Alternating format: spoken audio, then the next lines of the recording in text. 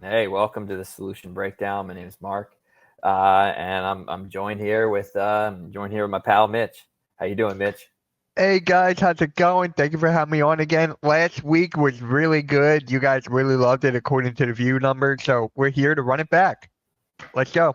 Let's do it. Let's do it. So listen, that game last night.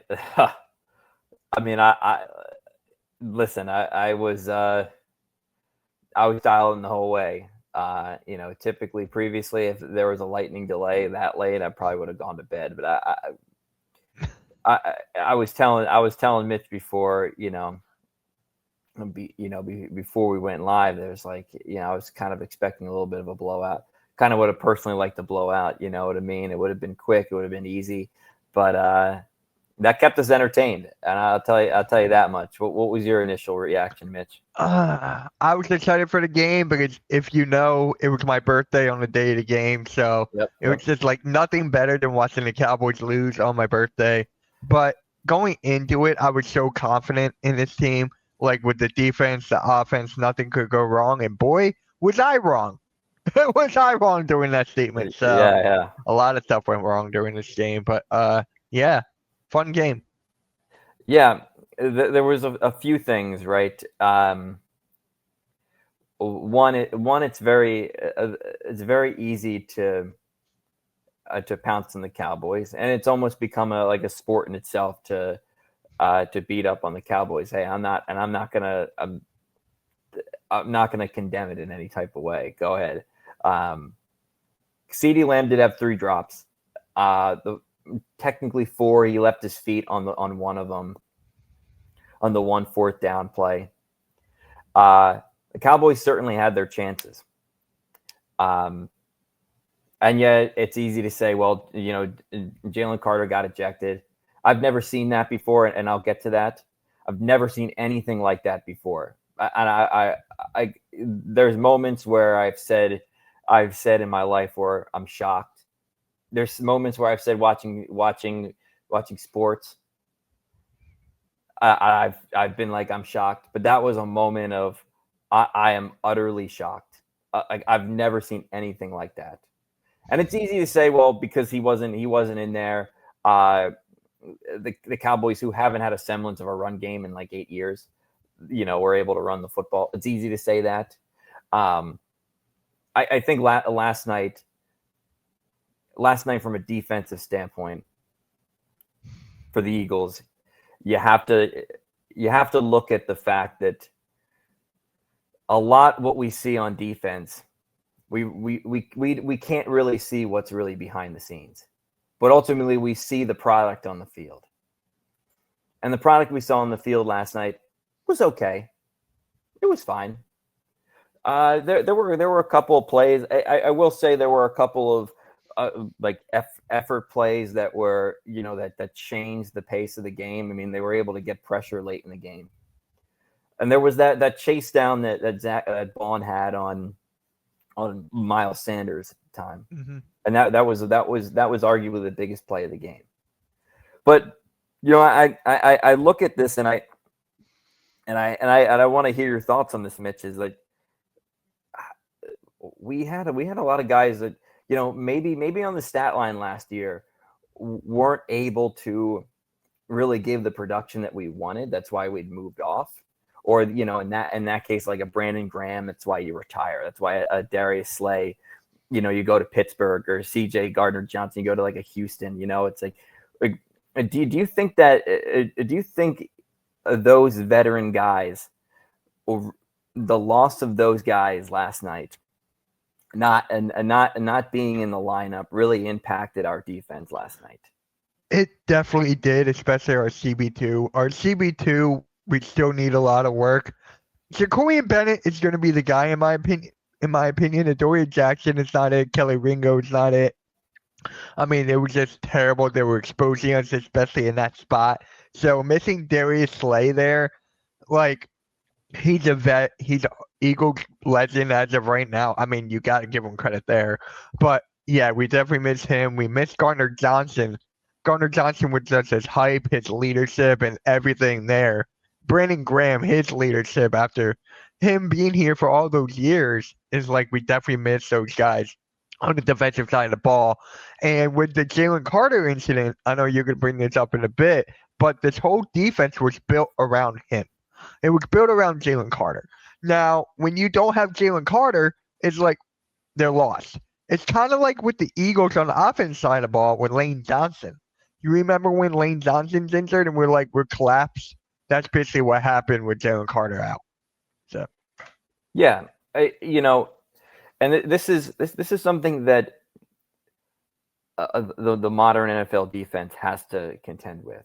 yeah, Is that when you lose? I mean, this is what happened about 20 years ago with Tampa. Warren Sapp went to the Raiders. John Lynch went to the Broncos, and they still had Monty Kiffin at the time, but they weren't the same. You could remind you. I mean, I know there's a big hype of Cooper DeJean and Zach Bond, and they made plays in the Super Bowl. But remember, like a player you probably never heard of, Dexter Jackson, was the Super Bowl MVP about 20 years ago. You probably never heard of him. Malcolm Smith was the MVP of Super Bowl Super Bowl. What was it? Super Bowl 48. yep. It's like believe me, you can have guys that can make plays, but what set teams like Baltimore apart? They had a Ray Lewis. They had guys. They had those, I guess, those alpha guys in the middle. They had good supporting casts of people around them. And listen, I would never say that that we should not have signed Bond. In terms of our off season, we had done a as good of a job as you could have imagined in terms of assembling this defense for what it is. But this is the problem with trying to repeat, is that when you have guys that are maybe getting a little bit older, and this is exactly what's happening with the Chiefs and Travis Kelce, is that you have a guy that's not really giving you production, but the value that he brings to that organization that goes beyond just on the field production is that when he retires, is that you think that you're offshoring him, but who do you really replace him? Who do you replace him with? Who do you replace a guy like that with? And that's what the Eagles are going through with defensively. Who do you replace those guys in the secondary? Yeah, they're good. I'm not gonna say that Cooper DeJean isn't good or Blankenship isn't good or the guy that they drafted at safety. I mean, I'm sure those guys can play, but now you're going into a situation where you're the youngest defense in the league at under 25 years. You're the youngest defense in the league, and you're going in as a defending champion. You're not going as a team that has potential and that has aspirations. You've won it, and now you're surrounded by, like, outside of the Eagles, the NFC is wide open. A bunch of hungry, aspirational teams out there that want to take you down. And you don't have that, and you don't have that guy in the middle, that veteran to to really rally guys. Maybe that could emerge. Maybe that could be Zach Bond. I mean, Right. certainly he has. I mean, and they paid him, and they paid him with the potential that he could do that. Now, I don't really think that they really paid him to really do that. The idea of like where do you get that production on somewhere else? It's more worth it to pay the guy like that. But I'm concerned with this defense, and this defense has a lot of a different context, but it has a lot of, like, when the Packers won the Super Bowl in 2010, and in 2011 their defense was not the same. In fact, it was frankly suspect. So I don't know, Mitch. I'm not the defense. Although in the second half they didn't allow a point. Although in the second half they did tighten up a little bit, but I really think that's because Dallas was going into that game thinking that we have to we have to really play a spotless, flawless game.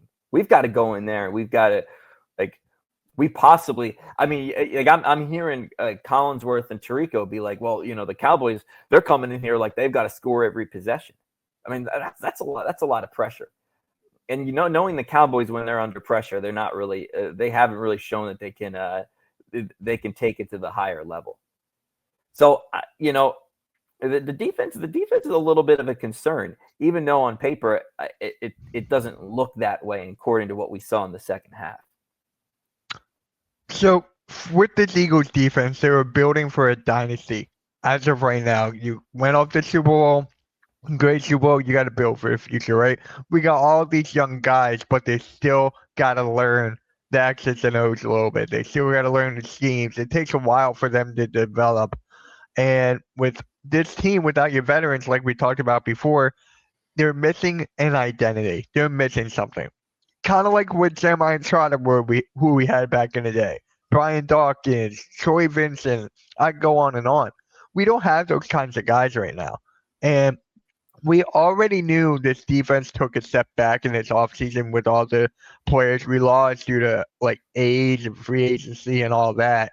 The offense did carry this team, especially Jalen Hurts. Jalen Hurts had a really, really good game coming out of this. Like, Jalen Hurts has put this team on his back. If it wasn't for Hurts and the offensive side of the ball, we would have lost. We would have lost if it wasn't for Jalen Hurts. Yeah, and that's ultimately what it's a little bit easier from a continuity standpoint for the offense. Yeah. Because the league is built primarily around offense. Defense, there's so much that goes into it that we don't really see on the field. And last night was definitely an example of that. And which brings me into the whole what had happened with Jalen Carter. And there's Dak spit on him first and he started it, and I'm not gonna dispute that. And there's been moments in which that I've been shocked in sports, and that was definitely one of them. I've never seen anything like that. Like I said, I thought it was vastly irresponsible. Because not because there's constant talk about, well, when a guy gets ejected, you got to be smarter than that. I mean, listen, there's 60,000 people in the stands that you're not playing at the playground. Like, there's so much emotion that goes into it. This is your livelihood. You're out there playing with a bunch of emotion. There's the other guy that's getting in the way of what you're trying to do. I mean, there's a lot of heavy emotions out there. Sometimes I think that, we get so short-sighted that someone in a moment of you got millions of people watching at home, like thousands of people in the stands, like you're playing for such high stakes. Everyone's like, you got to keep your composure. I agree with that statement. Yeah. But I think at times that we get so caught up in, you got to really keep your composure. It's really tough out there. I mean, these guys are human. I will say that. But, like you were saying, listen, this defense was designed to run. This guy's the best player on the defensive side. And this guy is arguably the best defensive tackle in football. That's an example of your leader on defense. Like, I mean, you saw the first play. I mean, those first two drives from Dallas, those first four drives from Dallas, they were moving it up the field. And listen, like, Dak came off of a severe hamstring tear last year. He can't really move, and they were picking them apart. It's a bit of a concern when you're your best player. I mean, because if you're someone in the organization or if you're even a fan, the hope is that this is a one-time thing. He'll get suspended for a game. He'll learn from this. But the worry is that this type of impulsive behavior will ultimately affect this guy's, he might be very productive, but it's like, what happens maybe for a future contract negotiation? It's like you want the guy that before the first snap's even being played. You think a guy that does that is really going to handle himself with dignity and grace? I mean, we just saw it with the Cowboys. I mean, we can all bag on the Cowboys like, oh, they should have had Micah Parsons last night. But like we were saying last week, the guy sitting eating nachos during the preseason game, sleeping on the table.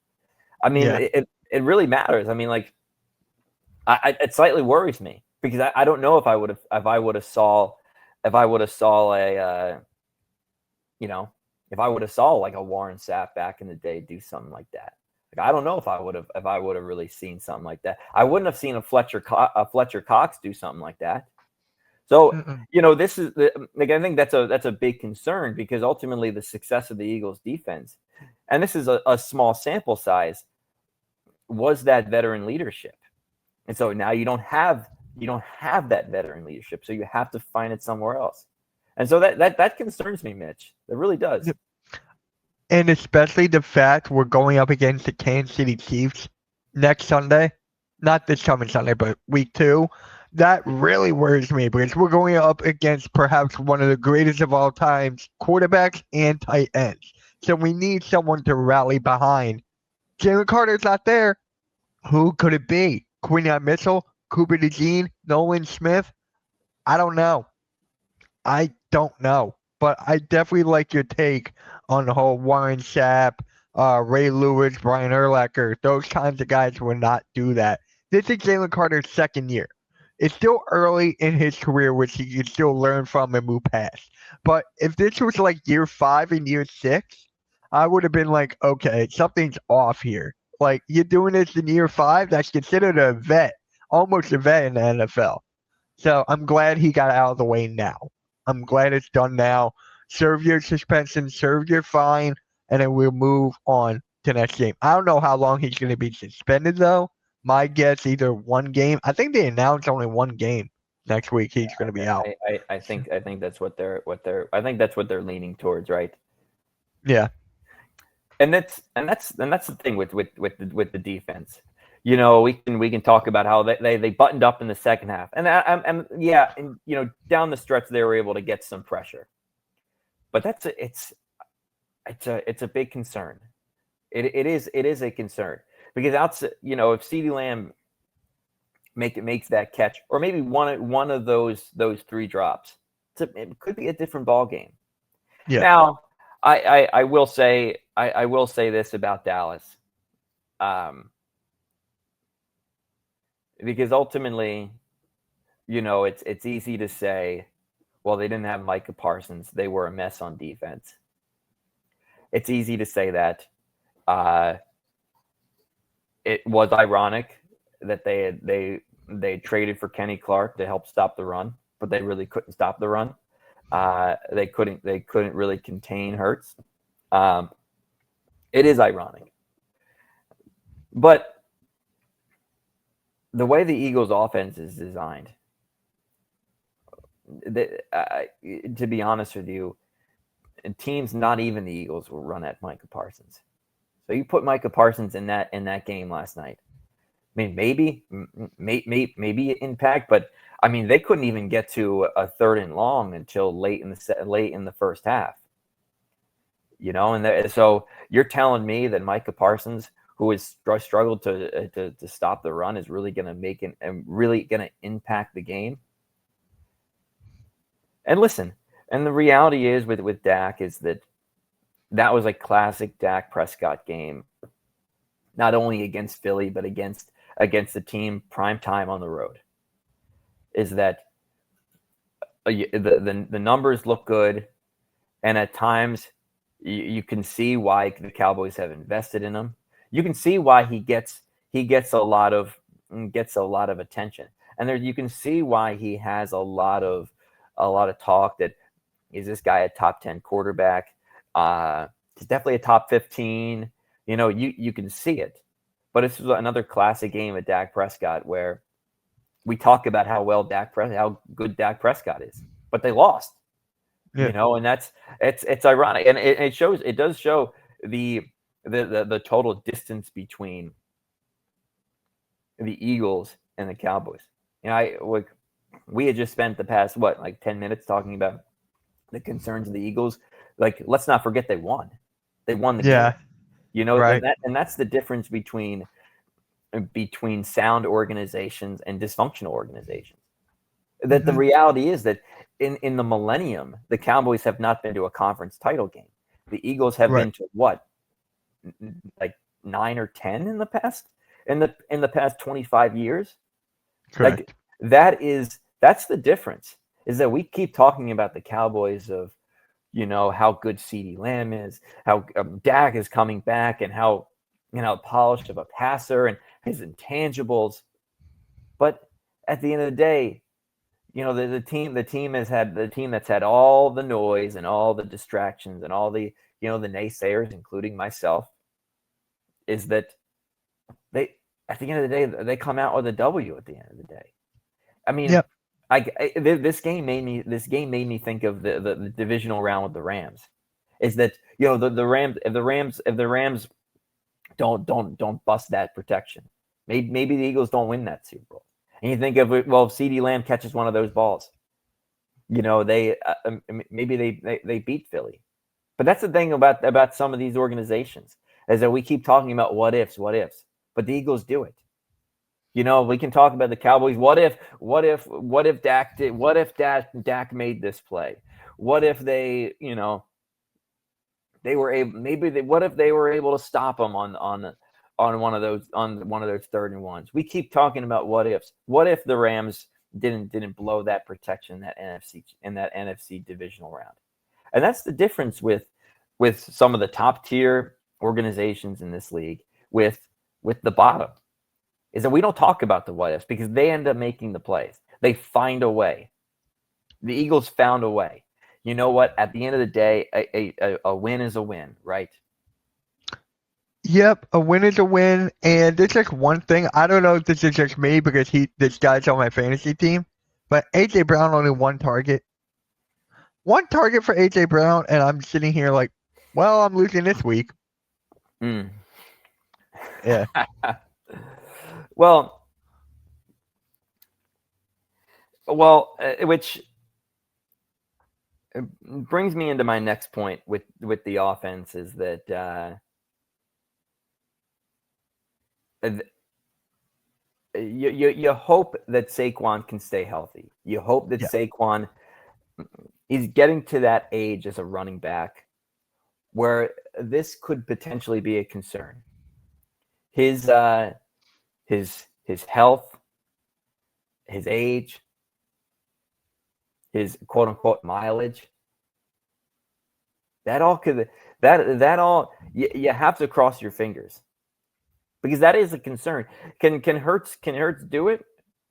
Yeah, he can. I mean, he's shown he can make the play. He can make plays. Now, some of it was, I mean, what in the world was Dallas doing? Not putting a spy on Jalen Hurts. But sometimes, even with a spy, he can still make the play. Mm-hmm. It's something to look out for. You don't want to be too beholden to your running game. You saw what that happened with San Francisco. That Christian McCaffrey went down, and that Niners offense wasn't the same. Saquon takes care of his body. He's very shifty. He avoids some of the big hits. But it is an offense that is primarily centered around him.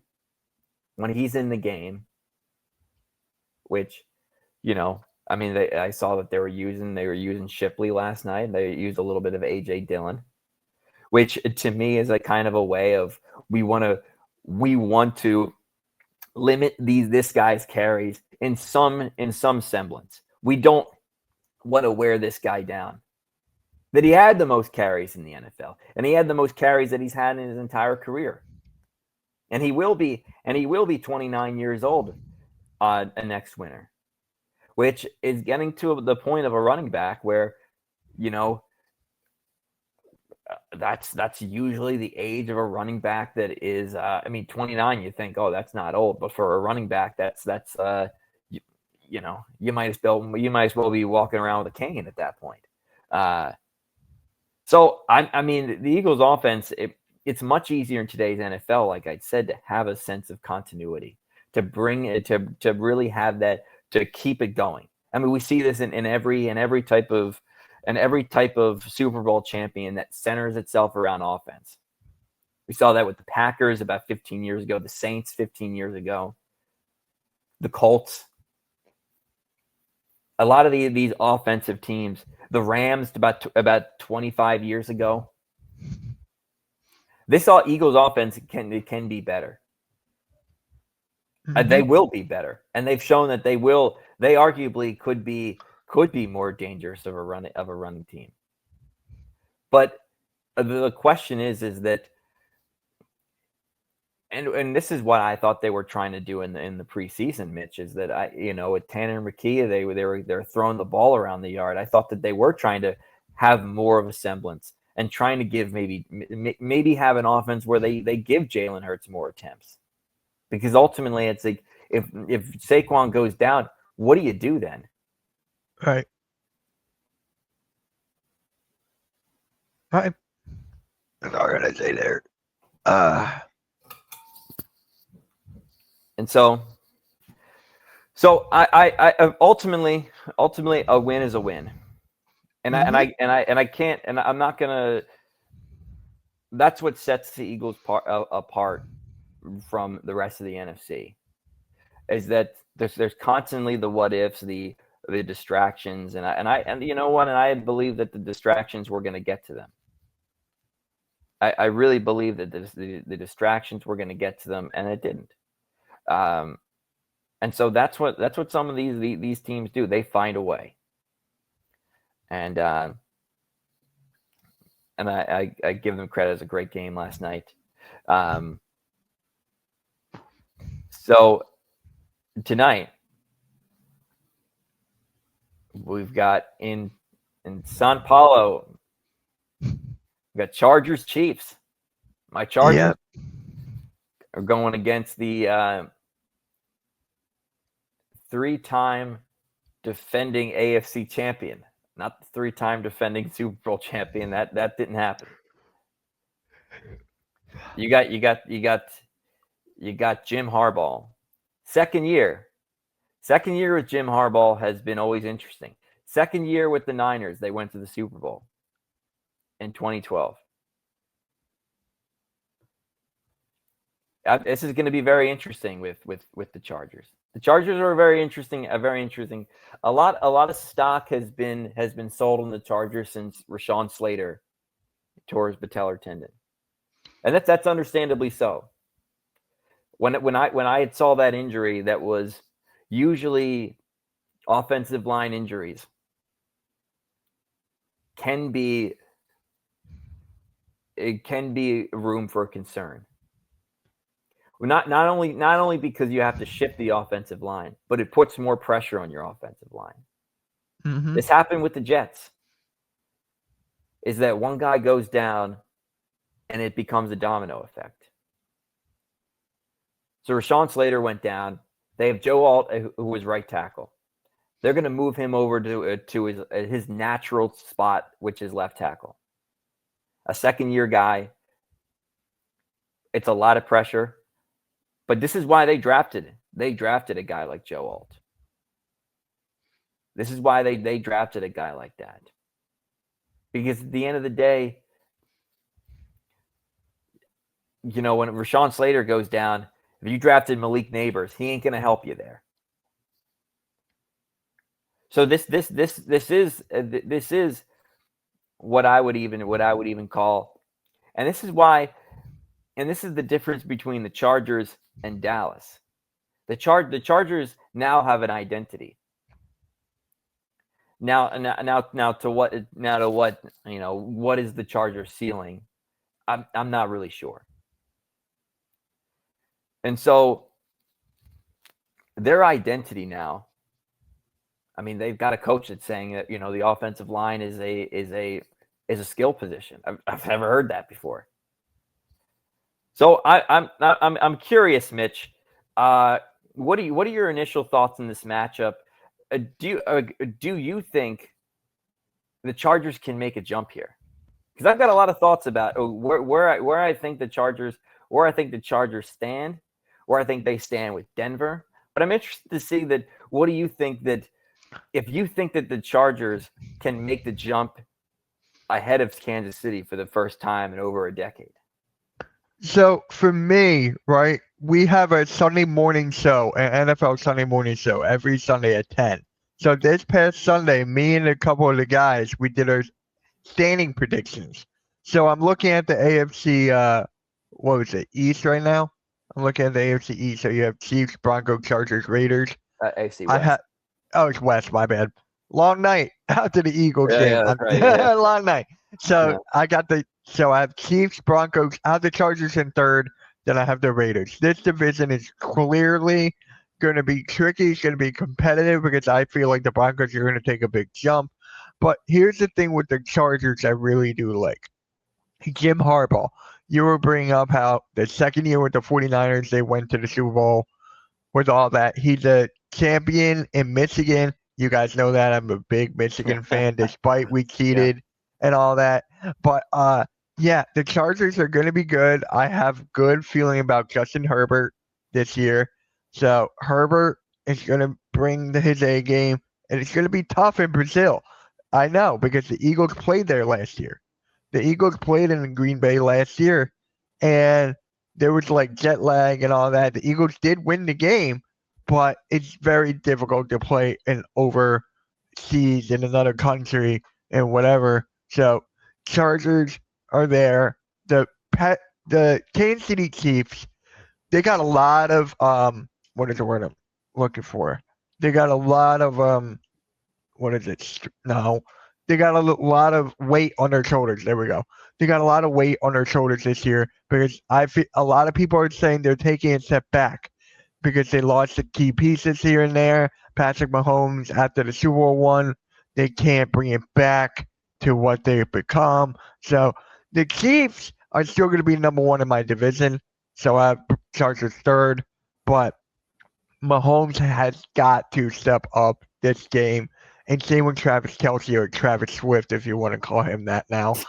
But look, it's going to be an interesting game. Chiefs, Chargers, I'm for it, but I got the Chiefs winning this game. It's going to be close. Especially after a blowout in the Super Bowl, I would expect Kansas City to pull back a little bit and maybe have a slow start.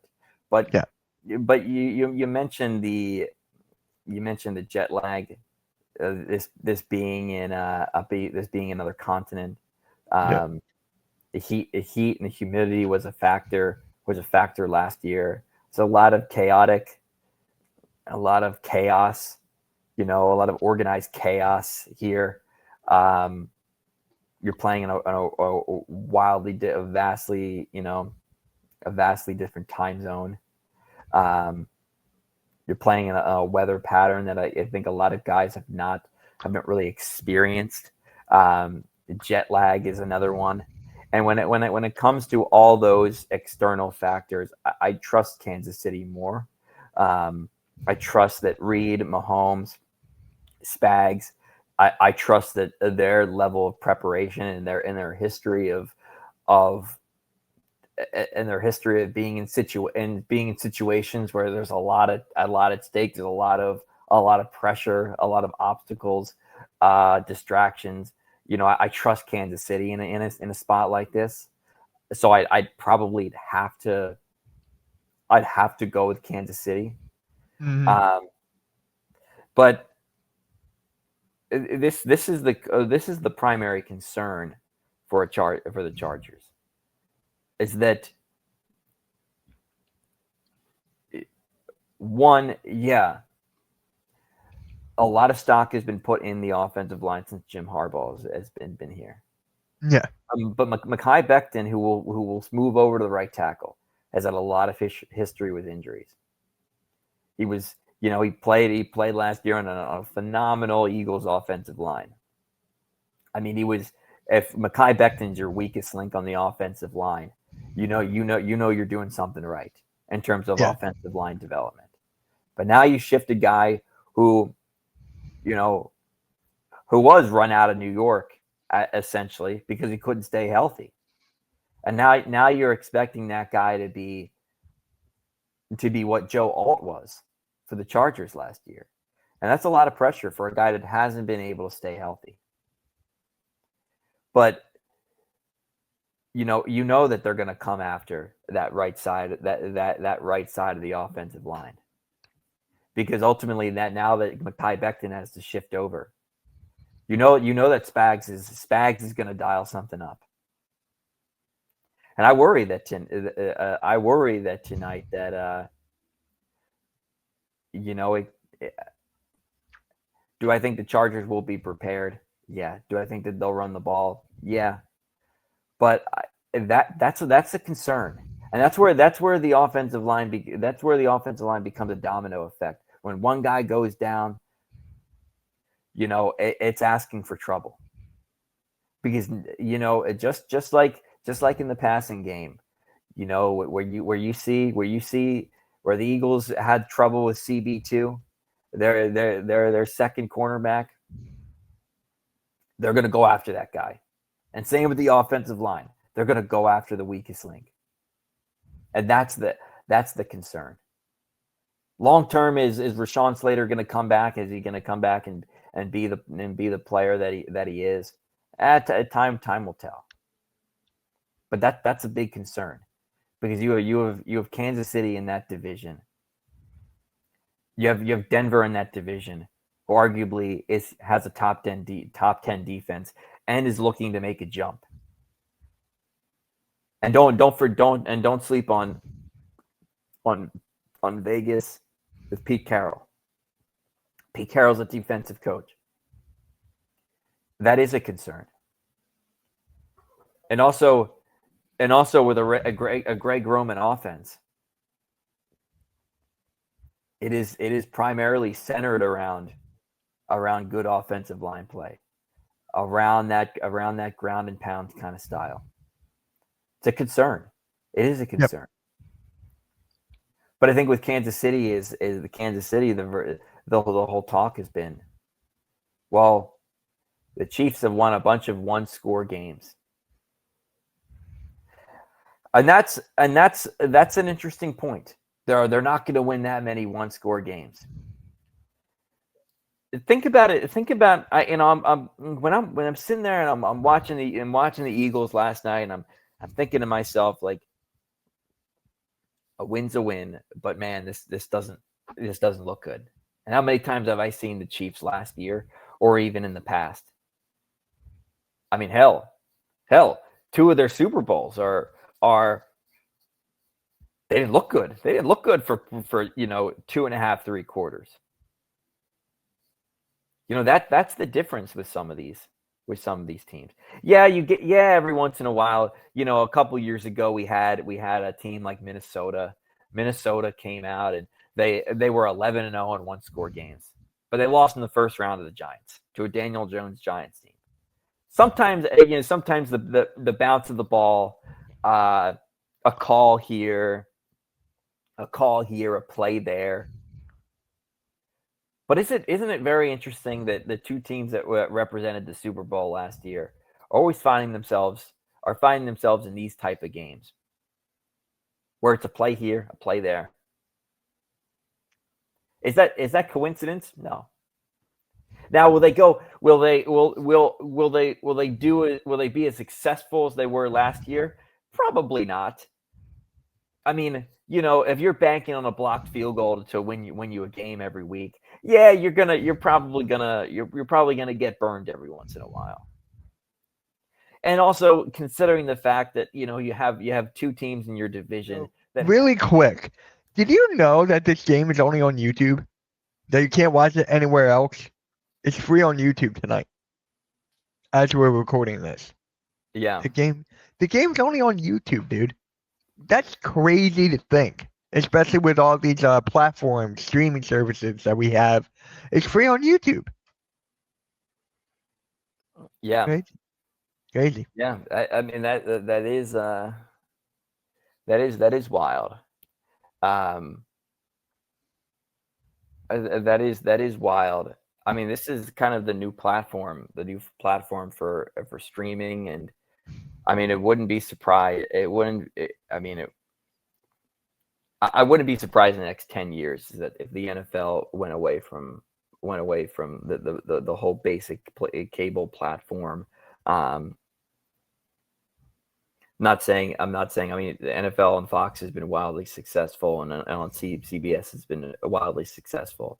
But I Yeah. would not be surprised if, there was a game on Netflix last year. I wouldn't be surprised if they really start to stagger it more. I mean, this is going to now, whether fans like it or not, this is going to impact. This is going to impact. This is going to impact what we know. I mean, you saw recently with, you know, like ESPN acquire like there was a bunch in the deal, but they essentially acquired NFL Network and the rights to Red Zone, and that's going to be a. I'm not going to comment more on the business side of things, but as a fan, if when you see a lot of the, especially in baseball, you see games on Apple TV. That's a bit of a concern for a fan like myself. I don't know. What are your thoughts? For me, it's just like there's so many different ways we can watch games now. Like you have Peacock, you got Paramount Plus, you got Amazon Prime, Netflix, all this. It's more of a business aspect now because of all the money that Yeah, they're getting. They're just trying to get everyone together on one platform so that everyone wins. But it's just like for the consumer, not a lot of people can afford this. Not a lot of people can afford this streaming platform, that one, this one, and that one. So I'm just sitting here. It's like, do we really need all this? Like ESPN Plus, the ESPN app now. That if you're a WWE fan, you got to pay $33 a month for the pay-per-views or the PLEs as they like to call it. So there's yeah, just too many platforms that I kind of get annoyed with. I just miss sitting on my couch watching cable, watching TV. That's what I miss the most. Is turning it on and go to CBS or Fox or NBC. That's what I hate. I miss that. yeah. And time will tell. This it's interesting because there's, as consumers, if we complain about it, if we speak up about it, ultimately there's figures on major networks that scream at us that, oh, we don't like change, and that, oh, we have to embrace change.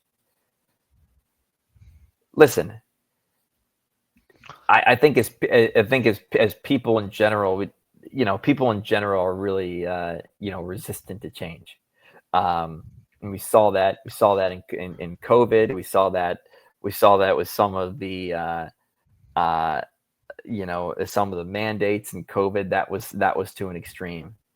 But when it comes to, I think fans have every right, to be upset about, to be upset and to be angry about. I mean, for Phillies fans, like, where do you watch? Where, on a Friday night you can't watch Phillies game. Where is it? Oh, it's on Apple TV. Uh, they're on these, like I think fans have every right to have every right to. This isn't like a competition committee trying to make the game a little bit more safer. This isn't trying to a competition committee trying to make the game more watchable. This is more of a Silicon Valley and more of a tech influence on the game. And frankly, no one asked for it. No one asked for it.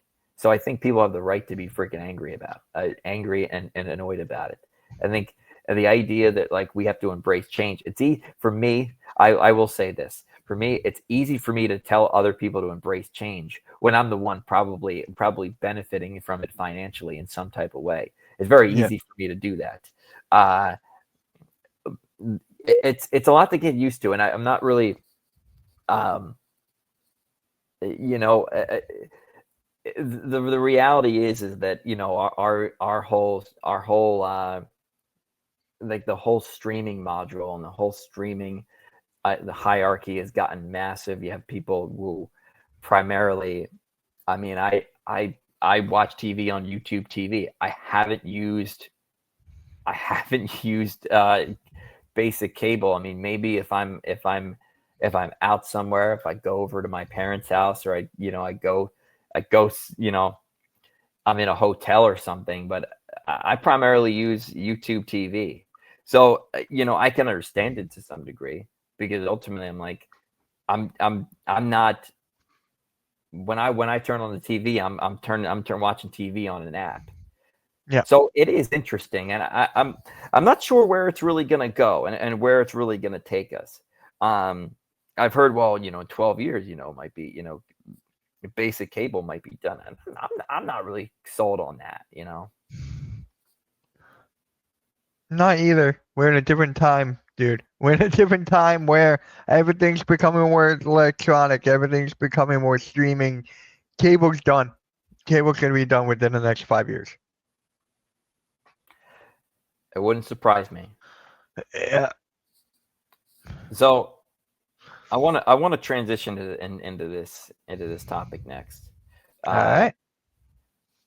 There there are two matchups.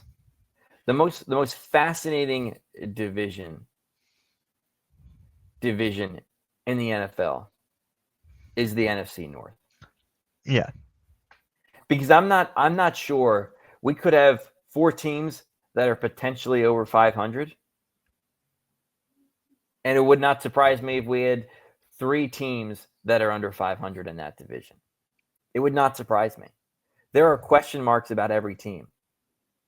And like I was saying last week, the only team that has less question marks are the Green Bay Packers. Yep. And they still have questions to answer.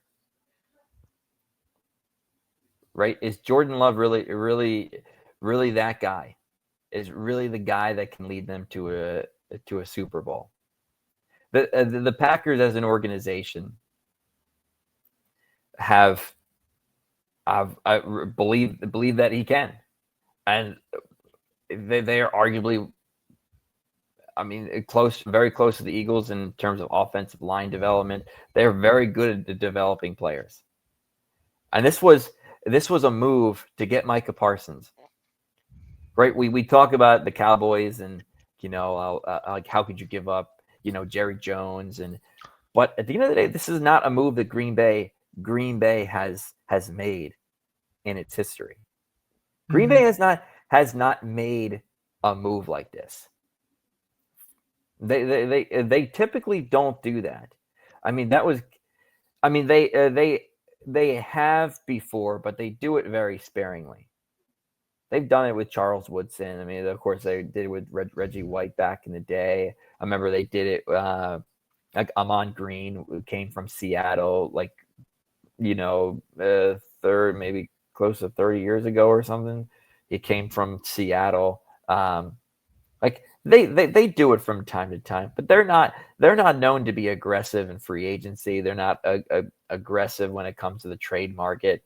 But that was a move. That was a move. And listen, you only make that move if you really believe it's like, we have something here. Mm-hmm. Green Bay's not one of those teams. When I look at some of their big acquisitions in the past 30, 35 years, it's because they really believe they have they have what it takes to win a championship. Because when they signed Reggie White, they had an upcoming Brett Favre, and they had believed, okay, like we might have so this is our window is open. What they do, they won a Super Bowl. And so, and then, in 2006, they signed Charles Woodson Mm-hmm. from the Raiders. Brett Favre was towards the end of his career. They had hired a new coach, and they had also a guy that they had drafted the year prior in 2005, Aaron Rodgers. They believed they had a window open. They believed they had something. They might have had the roster construction, and they did. They won the Super Bowl. Now you look at it in 2025. They were 1-5 in division last year, and they were 10-1 against the entire the rest of the NFL. Yeah. They have guys like Xavier McKinney. Now, if Christian Watson on the offensive side can stay healthy, Josh Jacobs, which was a tremendous acquisition. You don't make a move like that. I mean, historically for Green Bay, they're not going to make a move like that unless they really believe that they have something. Yeah. So, Green Bay is one of those one of those teams that there isn't a lot of questions there. yeah. So I have a hot take. I have Green Bay winning this division. I got Green Bay 1, Detroit 2. So with Green Bay, with all those acquisitions, especially Michael Parsons, we know about his back injury and all that. He'll be fine. I think he'll be ready to go come the game on Sunday. But for me, if Green Bay can get Jordan Love where he needs to be, this team is going to be dangerous. I have Green Bay going to the NFC Championship game against the Eagles. So when you have such high aspirations for this team, the sky's the limit. So when Detroit Lions, they're just too injured, man. I call them like the Philadelphia 76ers of the NBA. I'm just saying there's just too much injuries there. Minnesota Vikings, they definitely took a step back. I don't see them being like the team like last year. You know how they were beating so many good teams, then they lost in the playoffs. Chicago Bears are a team to look out for. They had such a good offseason and a good draft. They could be third in this division. They could actually move up. But Green Bay, this is their season. This is going to be their season. Yeah. And I 100% agree with you. They have the least amount of questions to be answered in that division. That division is a total. I have no idea what to expect, but I am certain that and it's been wildly agreed upon that Green Bay will win that division. Because the Lions, I mean, listen, we're about to find out for Dan Campbell how much of his I guess raw rock type of tough guy type of culture, how much does that have how much of that influences the culture of the Lions, or is it really just Aaron Glenn and Ben Johnson? We're about to find that out. Right. And can Jared Goff with a different coordinator? Yes, it's a guy in house that they promoted, but there's still questions to that, and also their defense primarily. I look at that when the NFC North title game and the Vikings and the Lions, the Lions were riddled with injuries, and they beat the hell out of Sam Darnold, and they made Sam Darnold's life a living hell. An injured defense, a defense that is primarily that, like I'm almost like a million guys out. It felt like they were playing guys from like the last scraps that they could find, and they put out a mastermind. And who had the credit? It was Aaron Glenn. Mm-hmm. But ultimately, the magic that you couldn't really keep that magic going.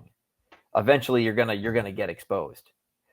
But a lot of, especially on the defensive side, because, like you had said, you don't know what when Aiden Hutchinson comes back. You don't really know what he's going to look like. You don't know what he's really going to look like in coming back. Is he going to be the player that is he going to be that same guy from when he left? I'm not sure. Offensively, you got to understand it's like we'll have two questions that are answered with Ben Johnson. Yeah, is how the Lions will do, and how he does with Caleb Williams. But I do think this is interesting with Ben Johnson. It's a very interesting thing that I've been seeing all summer, and I'd like to share it with you, Mitch. go for it. I've never heard that guy talk. I've never heard him in a press conference.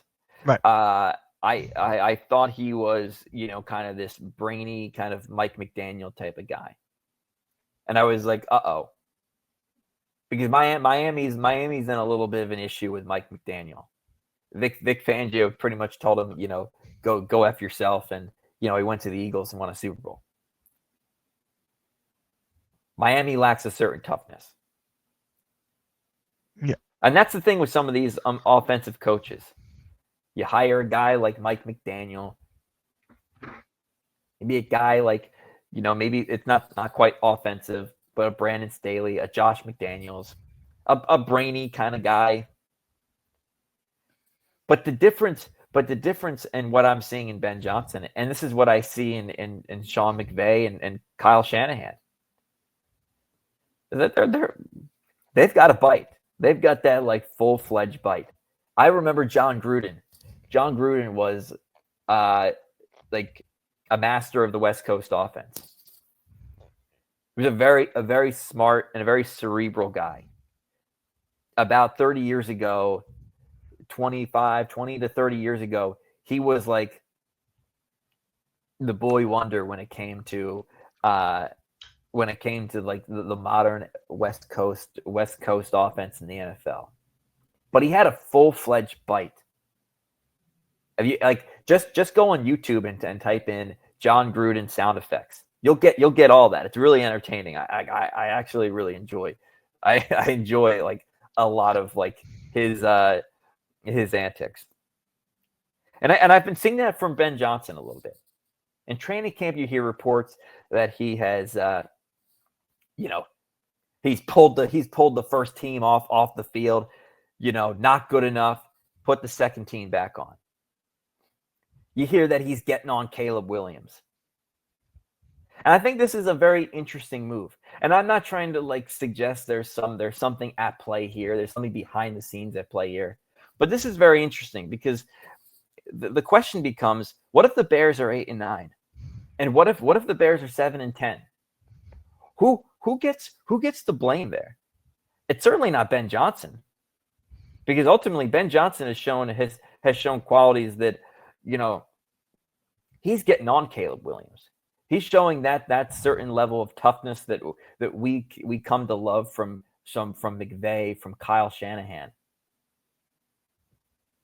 It's not gonna be Ben Johnson. This entire Bears season is on Caleb Williams. From what we have seen from Ben Johnson, even before he's played a game, is that guys listen to him. Mm-hmm. He has a certain authority in his voice. He's not one of these like weird like hipster guys gonna hit the vape and be the coolest guy in the room, or he's not trying to be the most Ivy League guy. He's definitely has an edge to him.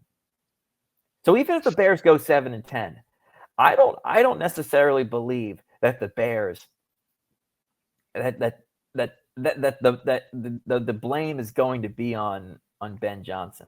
I don't believe that. No. Like, I know you don't buy the Bears, but what are your expectations for a Caleb Williams or a Ben Johnson this year? So last year they only had 5 wins. Chicago Bears only had 5. So if they get 7 or 8, that's a win. In my opinion, that's a win. You move up 3 games in a very competitive division. So that is good. Caleb Williams, though, they got to put it on his back. because he's got the talent, he's got the charisma to lead his team further in this oh my god, in his career. He got so much charisma, so much potential that if they build around him currently, they can go somewhere. And I like what they're doing. Yeah. Their owners, Ben Johnson, all that. They're doing a great thing right now in a very competitive division. So, what does Ben Johnson have to do with Caleb Williams? Just let him do his thing. Just let Caleb Williams play football the way he knows how. He's got a good team behind him now, great wide receivers. If they let him how he wants to run it, look out for the next couple of years. Yeah, I mean that is interesting, because ultimately Caleb Williams does have that, like, it has a raw skill set, and if Ben Yeah. Johnson can bring that out in the structure of the offense, he can be really good. But the Yeah. problem with Caleb Williams is that, in college he might have been able to outrun a lot of these guys. He might have been the best athlete on the field, but in the Yeah. NFL that's not really going to happen.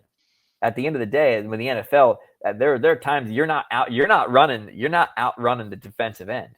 You're not outrunning that linebacker. In college, No. you might have been able to. So this Yeah. is where there is a lot of optimism, and I think Ben Johnson will work, because can he bring out the best in Caleb Williams in a structure in a structured type of way. And I will say, I differ from you I differ from you on this just slightly, is that I think if the Bears go 8-9, there's gonna be, like, someone's gonna have to pay for that. I mean, in a Chicago media market, they're talking about, can we win the division, or go to the playoffs as a wild card. We put a lot of stock. Chicago, a defensive culture. We put a lot of stock drafting a guy number 1 overall that we were told is a you can't miss prospect.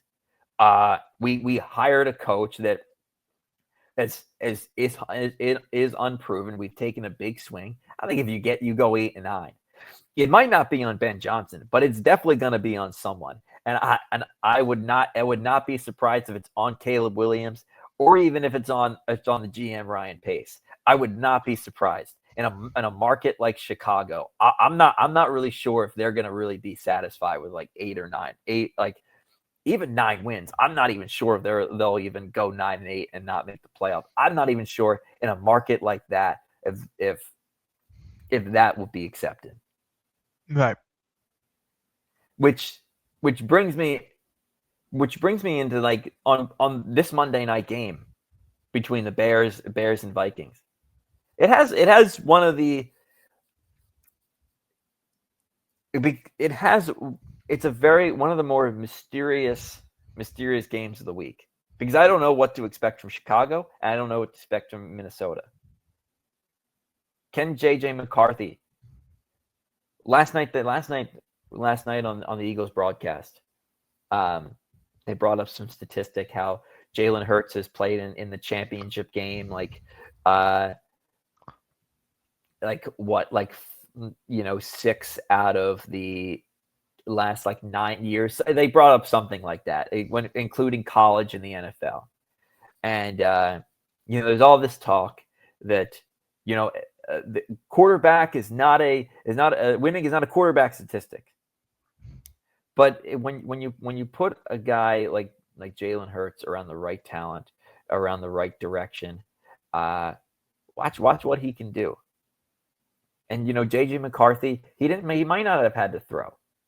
That's the thing with some of these big programs, is that Jalen Hurts was in Alabama and then went to Oklahoma. But at Alabama, they they had a dominant recruiting class. They had, they were more of a defensive culture. Wasn't like he was a game manager, but he was throwing to guys like Devontae Smith, and he had guys on the other side of the ball that are guys in the NFL today. So, like, I look at Minnesota, I'm very interested with Minnesota because we talk about how winning is not a quarterback statistic. Being from a winning culture and being around good talent, being around good coaching, it makes a difference. I'm very interested with Minnesota because ultimately we have an example of Jalen Hurts who came from a program that has never had an elite has never produced an elite quarterback, has never, who typically guys drafted from Alabama, I know he went to Oklahoma for that 1 year, but guys drafted from Alabama, they typically don't make it. And outside of maybe Tom Brady in Michigan, right? Like Michigan hasn't had a lot of guys that have produced solid NFL careers as a quarterback. So I'm curious to see that because I think Jalen Hurts is an example of you can draft a guy from a good program. If he has the right stuff around him, he can really flourish. So I'm really curious to see what JJ McCarthy can do with a Kevin O'Connell. And I think we're going to get a lot of questions that are answered on Monday night. And I'm excited for that game. Is that, I'm excited to see what the headlines are after the game. And man, that's one of those, I have no idea what to expect on that Monday night. I'm looking forward to it, man. You know what they did? They actually moved Monday Night Raw earlier because of Monday Night Football. It used to start at 8 o'clock. They moved it up to 6. So really? That way, when Monday Night Raw is done, they're not competing with Monday Night Football. And it's still funny. Monday Night Raw is on Netflix. It's not even on cable. So the order for them to do that is weird, but they're doing that for the whole month of September. Oh, wow. Yeah. Wow. Yeah. Have they done this before? Maybe years past they've done it, but this is the first time on Netflix. Okay. But listen, I'm excited. I'm excited for this Sunday. So I want to bring this up, and I want to see from your standpoint, based off the games on Sunday, do you see a possible upset? Is there a storyline on one of these games that you are fascinated by? All right, let me pull up the schedule here. Cardinals, Saints, Dolphins, Colts, Raiders and Patriots. Actually, I'm gonna start off with that because they have Brock Bowers who had a record season last year. He broke the receiving yards record for a rookie. They added a Genti. They added a very good running back who has so much potential that he could be a potential face of the league for running backs. That is how good they are. And you have a guy like Pete Carroll. You got a Geno Smith. You got Tom Brady, who's actually a partial owner of the Las Vegas Raiders. So the Raiders could be a team that could beat the Patriots. So watch out for that one. I really like that one. And then Niners, Seahawks. I mean, it's typical Niners for me. Just injury. Christian McCaffrey may not even play the first game. So there's that. Christian McCaffrey's the unluckiest player in the NFL. He's like Joel Embiid to the Sixers. I mean, when he's healthy, he's great. When he's not healthy, it's just the team collapses. So, Ravens Bills, that might be the game of the week. I honestly think that's gonna be the game of the week. You have Josh Allen, Lamar Jackson, the 1 and 2 for the MVP. You got Baltimore Ravens defense, who got so much better. You got the Buffalo Bills team, who's always competitive. That it's actually, you can argue, top 2, top 3 team in the AFC. So that is going to be the game of the week, in my opinion. So, yeah. And then Lions Packers for me. Yep. Yeah, that Lions Packers game. I'm excited for that. I will say this about Raiders Patriots is that that's another fascinating game because ultimately there are many people that expect New England to make somewhat of a jump. They've acquired a couple of offensive pieces like Stephon Diggs, your guy Milton Williams. They signed like $100 million contract. Mike Vrabel. Drake May is going into a second year. That is, there is a bit of an expectation for New England to make somewhat of a jump this year. And the Raiders are a bit of a wild card. Many people do expect the Raiders to be better, but to what extent is almost very curious to me. The Ravens Bills, I will say with Ravens Bills, in terms of both of those teams can beat each other, but the question is that can they beat Kansas City? And that is the we will talk about after that game is that do either one of those teams have the potential to take the AFC? That's going to be what we are going to bring up. Whether it's Buffalo, whether it's Baltimore, we're going to focus on who's going to be who's more likely to challenge Kansas City. The game in itself is that they've been shown to beat up each other, but it's who's really going to make that jump in the AFC? Because I've been, I've been hearing for so long, and now you see today that Buffalo and Kansas City, Buffalo and Baltimore are ahead of the Eagles in terms of Super Bowl odds. Well, they haven't been able to beat Kansas City. So in a lot of ways that doesn't make sense. But in a lot of ways it shows that how much we've been waiting. We've been waiting for so long. So long we've been waiting for one of these teams to make a jump. So the question of this game is not necessarily Buffalo or the Ravens, they've shown to beat up on each other. And are the other teams really ready to make a jump? And I'm not really sure. But I will say this. The one game that I'm really fascinated to see, and this is random, is Jacksonville, Carolina. Bryce Young had a good end to the year last year. I mean, hell, he was making it that guy was making plays all over the place. Yep. That guy literally went from we might have something here, but 3 months earlier we were looking at this guy this might be one of the worst draft busts of all time. That was if you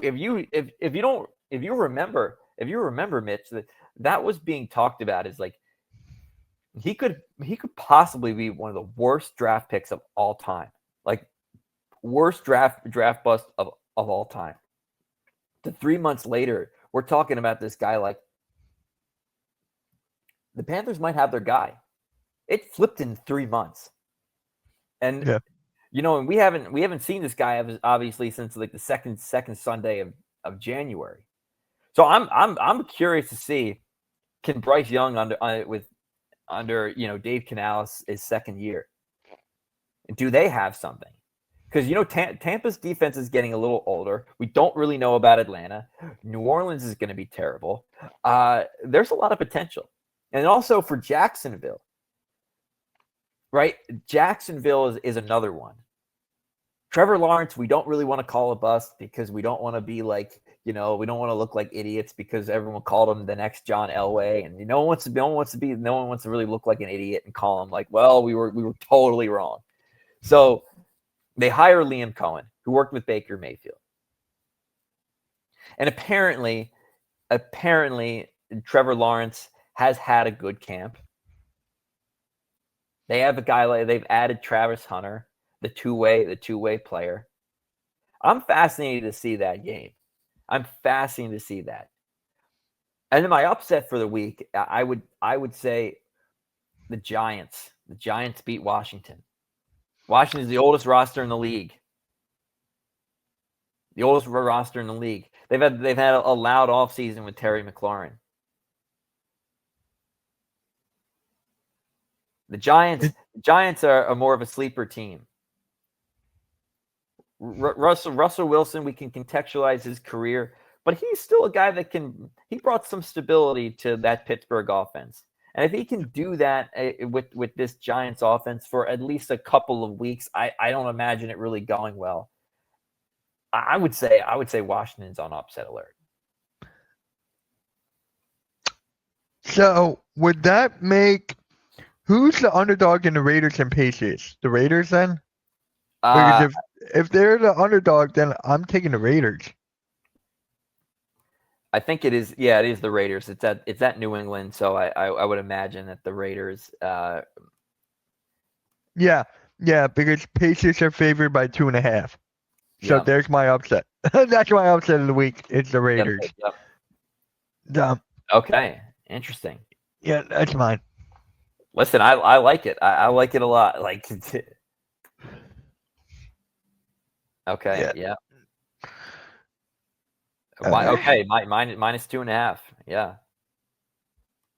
But I'm excited. I'm excited for Sunday. I'm excited to get back to football. The last night's game can be a little bit of a hype, a really big big hype session. I mean, I'm sitting there before the game. I'm pumped. I'm pumped for it. I'm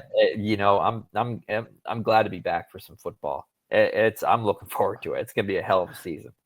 I'm still looking forward to it, dude. I mean, especially Red Zone because there's no Eagles on, so I get to spend the whole day watching Red Zone. But there was always commercials. During Red Zone, there's always commercials. So I'm just like, yeah, it is what it is. But yeah, one last thing. Honestly, I can't wait to see the Cardinals versus the Saints because I want to see how bad the Saints are. I want to see how bad the Saints are without anybody on the roster. Alvin Kamara is still running away from jail, so no one really knows what he's going to do. But I got the Cardinals. Yeah, I mean, I'm sitting there watching the Ohio State game last week with Arch Manning, Texas Ohio State, and I'm like, his granddad played for the Saints. Maybe Arch Manning goes to the Saints. I'm a Michigan fan, and I hated that game so much. I hated that game. The same, yeah. I was looking for Texas I was hoping that Arch would have a good game, but that's a big ask for a guy first year starter to go week 1 to Columbus. Yeah, that is a big ask, and I know like he should have had a better game, but I mean, listen, like that was a week 1. It's one thing if he went maybe week 5, but that was the first matchup of the year. Ohio State was going to come ready to play that game. That was a big ask. I mean, did he play well? No, and I'm not making excuses for him, but that was a tough week 1. Yeah. All right. That was a great show, man. Yeah. So. All right. Well, thank you everyone for joining. It's been the Solution Breakdown. Thanks again, Mitch. And we'll be back next time. Thank you. Yep, guys. We'll catch you all next time. Have a good one.